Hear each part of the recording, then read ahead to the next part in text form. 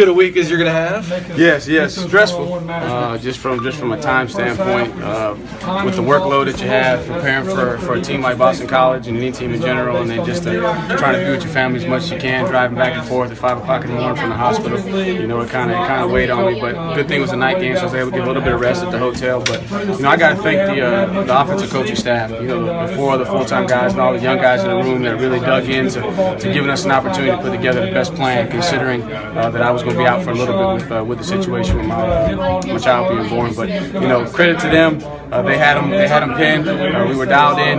Got off to a little bit of a slow start in the first half. We were missing on a couple of things, but Deshaun got dialed in, and it was good to come with a victory. It looked like you really wanted to try and get that downfield passing game working, and it wasn't quite there early, but caught up as the game went along. What was the difference in the second half versus the first half? Well, just had to stay with it, and we challenged them that hey, that's what they're giving us. Because if you study them, that's a really good football team. And obviously their record they may not have the success that they want overall, but that defense is one of the best we're going to see all year.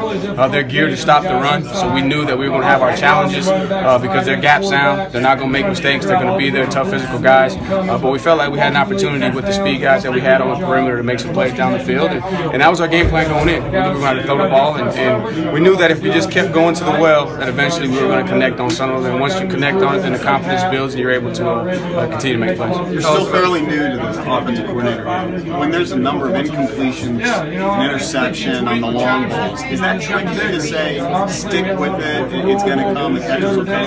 Well, you know, one thing I learned from Chad is you just got to call the games. You know, you can't focus on that. Obviously, you got to get a feel and a flow for the game, but we knew that was the plan. We tried to find some opportunities to run it.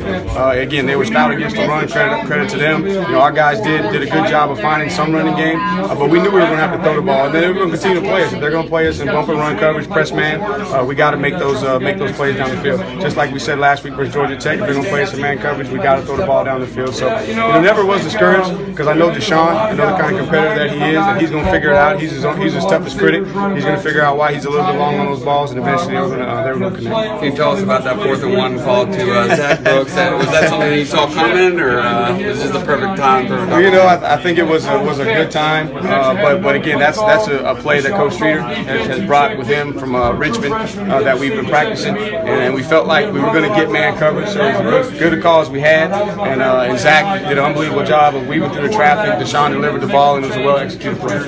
Turnovers haven't really cost you in the last 2 games, but are they becoming a concern with the interceptions? You know, if you look at it, you had the 2 interceptions. Obviously, the first one was probably a ball thrown a little bit too inside, and the safety made a good play. The second one, you know, wasn't all on Deshaun. He was getting hit as he threw the ball, so you had some protection issues. I think our guys understand the importance of protecting the ball, but we got to go back to work. You know, let them enjoy the night, but once we get back in there on Monday, we got to focus on not just the turnovers, but also some protecting issues. The quarterback got hit too many times. We knew they were going to do some funky stuff and really challenge us, so they did a good job overall, but there's a lot to coach from this game.